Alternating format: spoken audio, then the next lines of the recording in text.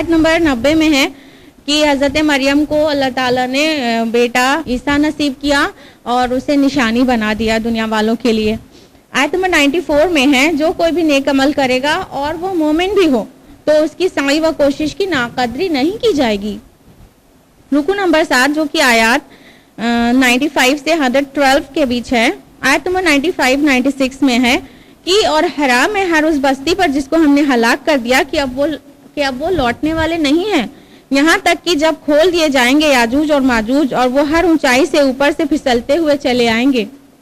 یہ قیامت کا کے پہلے ہونے والے جو آثار ہیں ان میں سے ایک بہت اہم واقعہ ہے کہ یاجوج اور ماجوج واپس آ جائیں گے اور اس کا ذکر سورہ کہف میں پہلے بھی ہو چکا ہے. تو یاجوج اور ماجوج کی یلغار سے بچنے کے لیے ذوالقرنین نے ایک دیوار تعمیر کی تھی. اس کا پتہ پوری طرح سے اب چل چکا ہے. وہ دربند وہ جگہ ہے جہاں پر وہ دیوار بنائی گئی تھی. اب وہ بالفعل دیوار تو موجود نہیں ہے لیکن اس کے بہت قطعی واضح آثار وہاں پر موجود ہیں.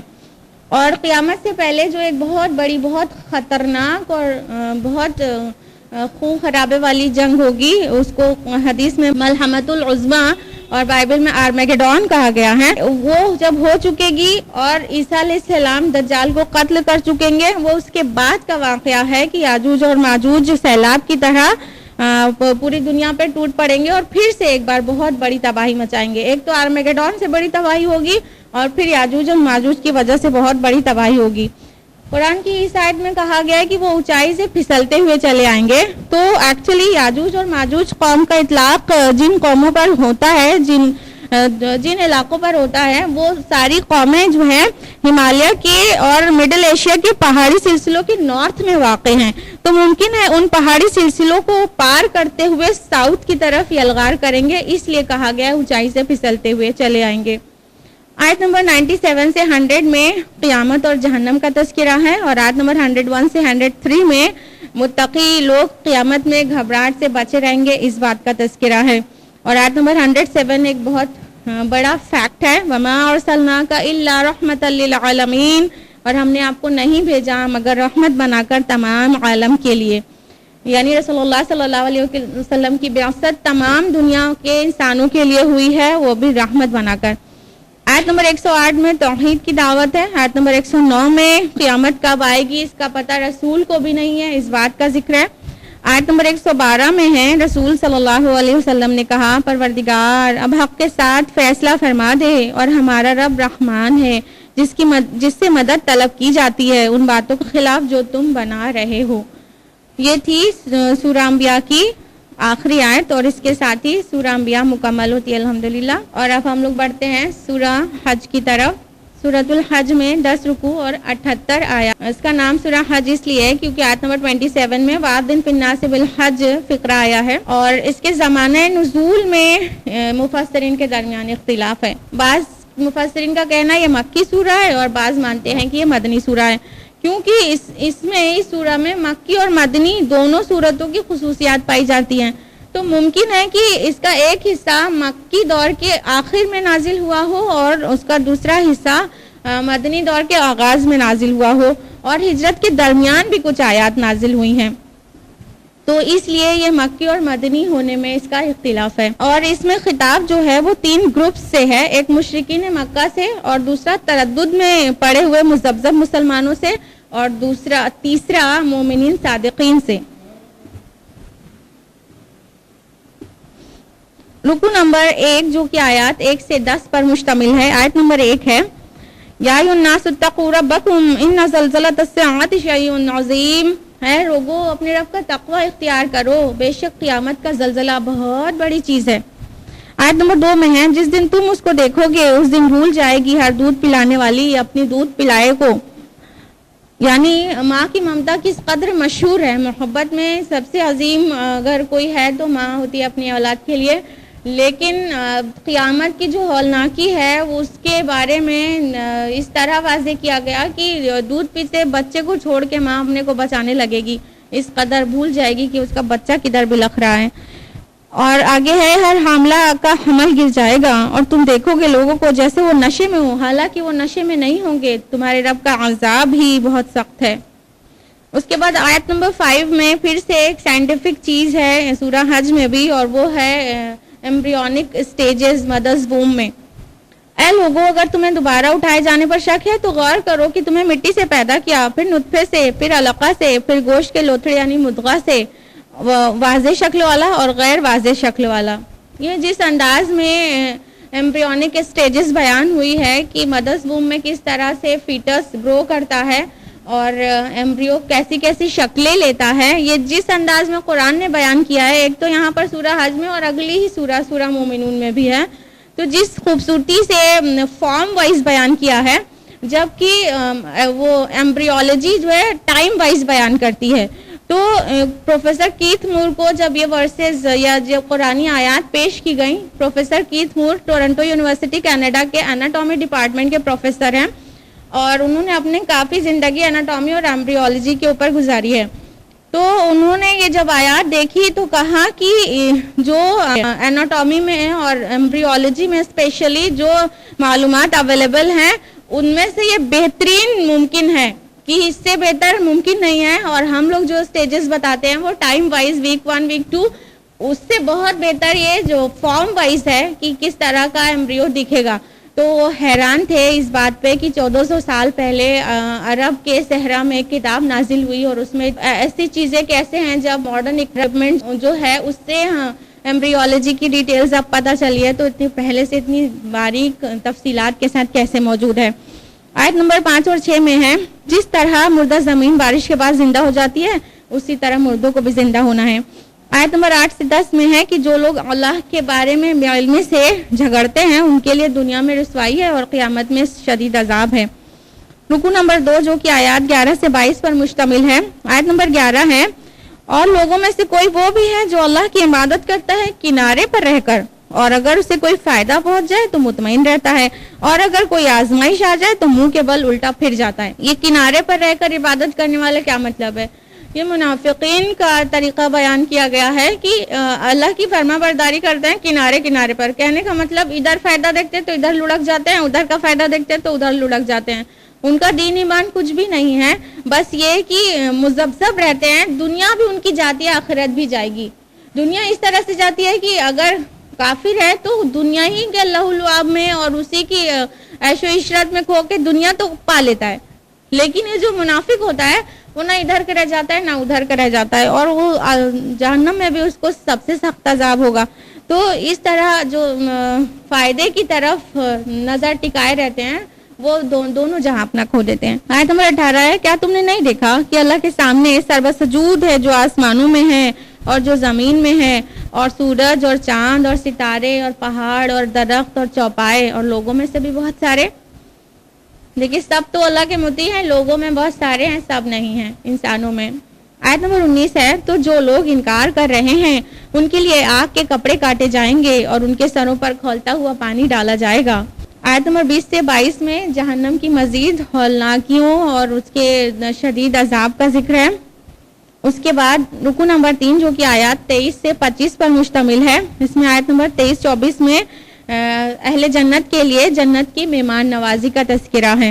آیت نمبر 25 میں ہے کہ یقیناً وہ لوگ جنہوں نے کفر کیا اور وہ روکتے ہیں لوگوں کو اللہ کے راستے سے اور مسجد حرام سے، تو ہم ان کو مزہ چکھائیں گے دردناک عذاب کا. رکو نمبر 4 جو کہ آیات 26 سے 33 پر مشتمل ہے. آیت نمبر 26-27 میں ہے کہ اللہ تعالیٰ ابراہیم علیہ السلام کو حکم دیتے ہیں کہ خانہ کعبہ کی صحیح جگہ پر تعمیر کریں جہاں پہ اللہ تعالیٰ نے انہیں بتایا، اور پھر لوگوں میں منادی کر دیں کہ وہ اللہ کے لیے حج کریں اس بیت اللہ کا.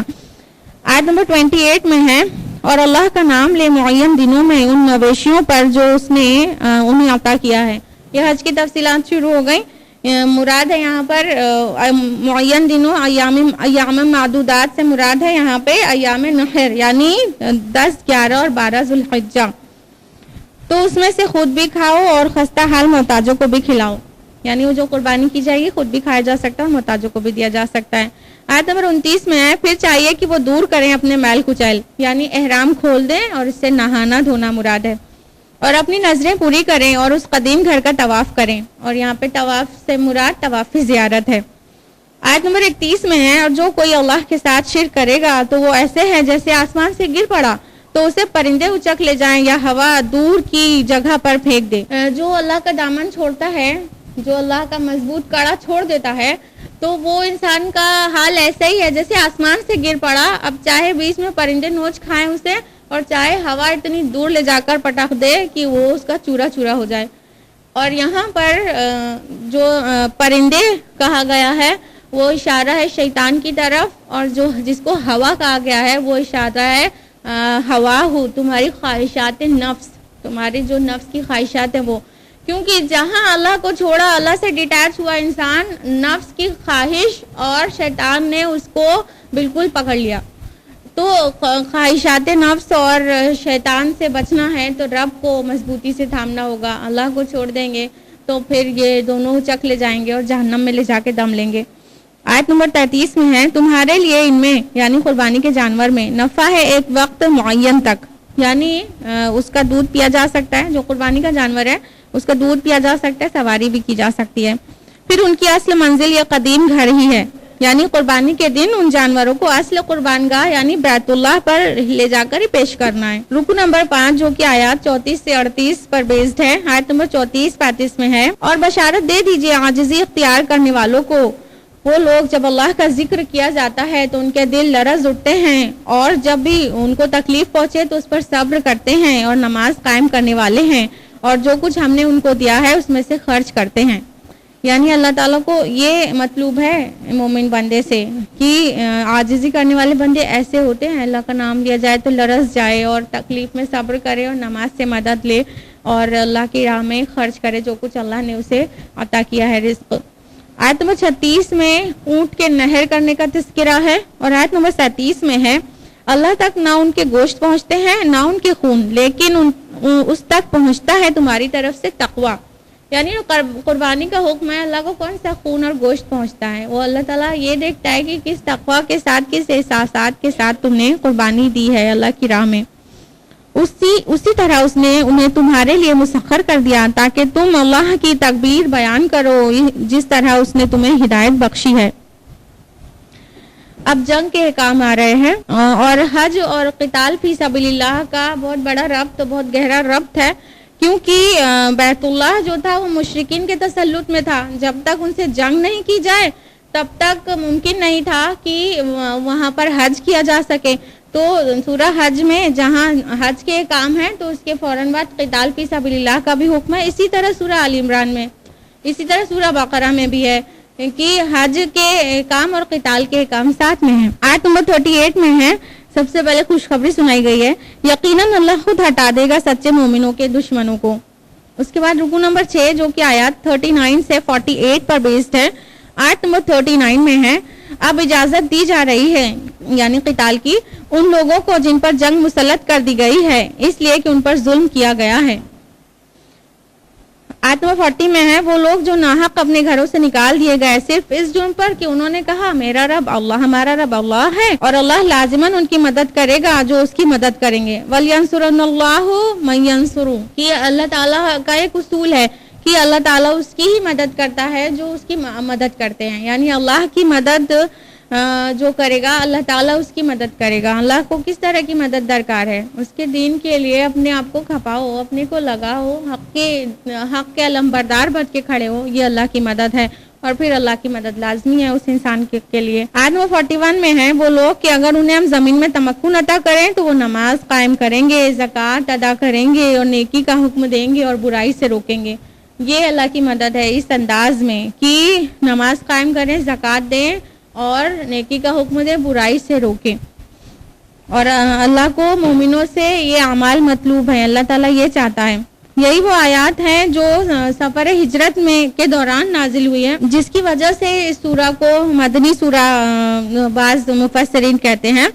اور یہ جو اس میں جو احکام ہے، یہ آیت نمبر 41 میں جو بیان کیا گیا ہے، یہ ایکچولی رسول اللہ صلی اللہ علیہ وسلم کی مدینہ تشریف آوری کے فوراً بعد جو صورتحال پیش آنے والی تھی اس کے لیے ایک منشور ہے، یعنی مینیفیسٹو کا درجہ رکھتی ہے، کیونکہ عنقریب مدینہ میں آپ کو بے تاج بادشاہ کی حیثیت سے اقتدار ملنے والا تھا۔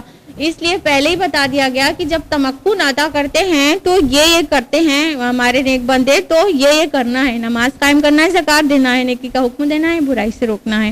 یہ بہترین مینیفیسٹو تھا اللہ کے رسول کے لیے جب آپ وہاں پر آپ کو اقتدار نصیب ہوا مدینہ جاتے ہی کچھ ہی عرصے میں۔ اب دیکھیے یہ جو انداز تھا قتال والا، یہ مدنی انداز کا تھا۔ اب اس کے بعد جو آیات آ رہی ہیں وہ پھر سے مکی انداز کی ہے۔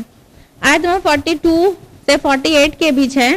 نافرمانوں کے لیے بہت سارا انذار ہے، ان کو ڈراوا ہے، اور یہ کہ ان سے پہلے بہت سے انبیاء کی قومیں اپنے اپنے نبیوں کو جھٹلا چکی ہیں، تو اللہ تعالیٰ نے انہیں ڈھیل دی اور پھر انہیں عذاب میں پکڑ لیا، اور لوگوں کو دعوت دی گئی ہے اس بات کی کہ وہ زمین میں چل پھر کر دیکھ لیں کہ جھٹلانے والوں کا کیا انجام ہوا، اور جو عذاب کی جلدی مچا رہے ہیں تو اللہ تعالیٰ نے اس کے بارے میں کہا وہ اللہ کا وعدہ ہے اور اللہ اپنے وعدے کی خلاف ورزی کبھی نہیں کرتا۔ رکو نمبر 7 جو کہ آیات 49 سے 57 پر بیسڈ ہے۔ آیت نمبر 49 سے 51 ہے، اے نبی اعلان کر دیجئے کہ میں تو بس تمہارے لیے واضح طور پر خبردار کر دینے والا ہوں، تو جو لوگ ایمان لائے اور نیک عمل کریں گے ان کو عزت کی روزی اور مغفرت ہے، اور جو لوگ ہماری آیات کو نیچا دکھانے کی تگ و دو میں لگے رہیں گے وہی ہیں جو جہنم والے ہیں۔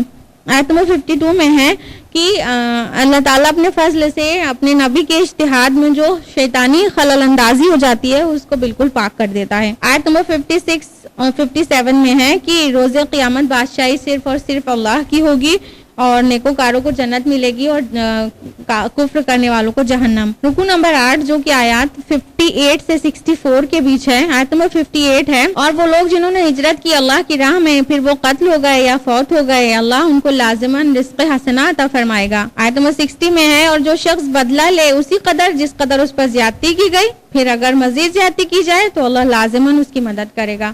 یعنی مکہ میں جو کچھ ہو چکا تھا اس کا بدلہ اب جنگ کی صورت میں تمہیں لینا ہے، اگر اس کے بعد پھر سے ادھر سے کوئی بھی فردر زیادتی کی جائے گی تو پھر اللہ مومنوں کی مدد کرے گا۔ آیت نمبر 61 سے 64 میں آفاقی نشانیوں کے ذریعے توحید اور آخرت کی دعوت ہے۔ رکو نمبر 9 جو کہ آیات 65 سے 72 پر بیسڈ ہے۔ آیت نمبر 65 میں ہے، کیا تم نے دیکھا نہیں کہ اللہ نے زمین کی سب چیزوں کو تمہارے لیے مسخر کر دیا، اور کشتی کو جو چلتی ہے سمندر میں اس کے حکم سے، اور وہ تھامے ہوئے آسمان کو کہ وہ زمین پر گر نہ پڑے مگر اس کے حکم سے۔ آیت نمبر 66 میں ہے، اور وہی ہے جس نے تمہیں زندہ کیا پھر تمہیں موت دے گا پھر تمہیں زندہ کرے گا، یقیناً انسان بڑا ہی ناشکرا ہے نا۔ اتنے احسانات کیے ہمارے رب نے ہم پر، ہم کن کن چیزوں کا شکر کرتے ہیں، کس کا نام لے کے اور کس کو پورا ایک ساتھ، اور کتنا غور و فکر کرتے ہیں اپنے رب کے احسانات پر۔